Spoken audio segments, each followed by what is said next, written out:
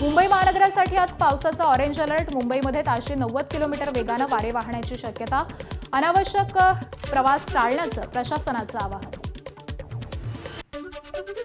गेल्या आठवडाभरात झोडपल्यानंतर मुंबईमध्ये आज पावसानं उघडीप दिली आहे। मुंबईला आज पावसाचा ऑरेंज अलर्ट। सध्या पाऊस थांबला असला तरीही पावसाचे ढग हे दाटलेलेच आहेत। मिठी नदी पूर्णतः भरलेली आहे।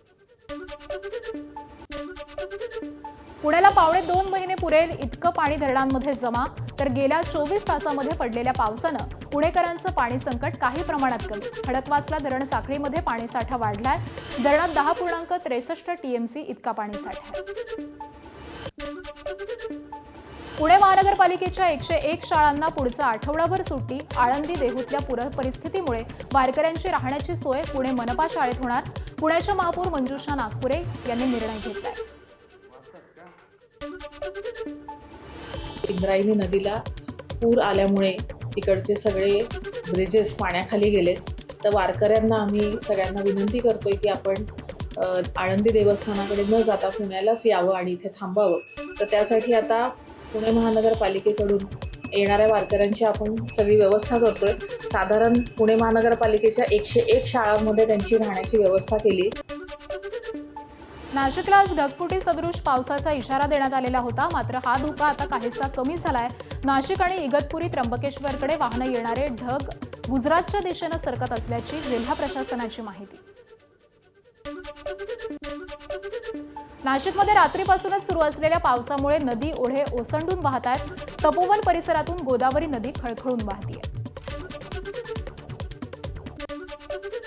नाशिकच्या गोदावरी नदीची पाणी पातळी वाढली, त्यामुळे रामकुंड आणि गांधी तलाव हा संपूर्ण पाण्याखाली। मात्र जीव धोक्यात घालून धार्मिक विधी होत असल्याचं चित्र आहे।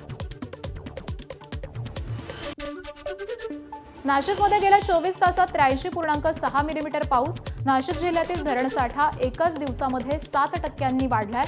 नाशिक शहराला पाणी पुरवठा करणारं गंगापूर धरण 67.74% भरलंय। सध्या गौतमी गोदावरी धरणांमधून विसर्ग हा वाढवण्यात आलाय। नाशिक जिल्ह्यातील सुरगाणा तालुक्यामध्ये मुसळधार पाऊस सुरू। या पावसामुळे नार नदी दुथडी भरून वाहतीये। नदीवरील फरशी पुलावरून देखील पाणी वाहत असल्यामुळे वाहतुकीला खोळंबा। पुढील काही तास अतिवृष्टी सदृश पावसाची शक्यता आहे। नाशिकच्या सप्तशृंगगड परिसरामध्ये 7, 8 आणि 9 जुलैपर्यंत प्रवेशबंदी। नांदुरी सप्तशृंगी गड घाट मार्ग देखील बंद राहणार। सप्तशृंगगड धार्मिक स्थळ, धबधबे, ट्रेकिंग पॉइंट्स, नदीकाठ त्याचबरोबर पर्यटन स्थळांवरती प्रवेशास बंदी। दरड कोसळण्याचा धोका असल्यानं निर्णय। इगतपुरीमध्ये पहाटेपासूनच मुसळधार पावसाची संततधार। रेड अलर्ट देण्यात आल्यानं प्रशासनाकडून खबरदारी। तर तुफान पावसामुळे परिसरातील शेत जमीन पाण्याखाली गेली आहे। नाशिक, त्र्यंबकेश्वर, इगतपुरी तालुक्यांना रेड अलर्ट। त्यामुळे आपत्ती व्यवस्थापन मंत्री गिरीश महाजनांनी घोटी इगतपुरीची पाहणी केली। नागरिकांना सुरक्षित स्थळी हलवण्याच्या सूचना केल्या। नाशिकमध्ये ढगफुटी सदृश पावसाचा इशारा देण्यात आलेला असून नाशिकचे जिल्हा आपत्ती व्यवस्थापन कक्ष सज्ज। जिल्ह्यातील सर्व तालुक्यांमधून प्रत्येक अर्ध्या तासाला पावसाच्या स्थितीची पाहणी केली जाते। नाशिक जिल्ह्यातील देवळा तालुक्यातल्या भावडबारी घाटामध्ये दरड कोसळण्याचा धोका। त्यामुळे आज भावडबारी घाट वाहतुकीसाठी बंद राहणार। जिल्हाधिकाऱ्यांचे आदेश आहेत। पर्यायी मार्गाचा वापर करण्याच्या सूचना। नाशिकच्या मालेगावातील गिरणा नदीला पूर। नदी दुथडी भरून वाहतीये, तर नदीकाठच्या गावांना सतर्कतेचा इशारा।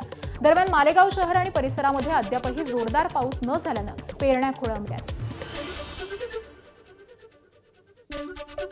राज्यात काही जिल्ह्यांना पावसाचा रेड अलर्ट देण्यात आलाय। त्यामुळे परिसरातील शाळांना सुट्टी देण्यात आली आहे। मुंबई, पालघर, रायगडसह नाशिक, पुण्यातील ग्रामीण भागातील शाळांना सुट्टी जाहीर। त्याबरोबरच नवी मुंबई आणि भिवंडीमधील शाळांनाही सुट्टी आहे। पालघर जिल्ह्याला आज हवामान विभागाचा रेड अलर्ट। आजही शाळा महाविद्यालयांना सुट्टी। मुसळधार ते अतिमुसळधार पाऊस पडण्याची शक्यता आहे। पालघर जिल्ह्यातील वाडा तालुक्यातल्या डाकिवली गावामध्ये पुराचं पाणी शिरलं। काही घरांमध्ये सुद्धा हे पाणी शिरलंय। गावाच्या आजूबाजूला असलेले नैसर्गिक नाले काही विकासकांनी बंद केल्यामुळे घरात पाणी शिरल्याचा ग्रामस्थांचा आरोप आहे।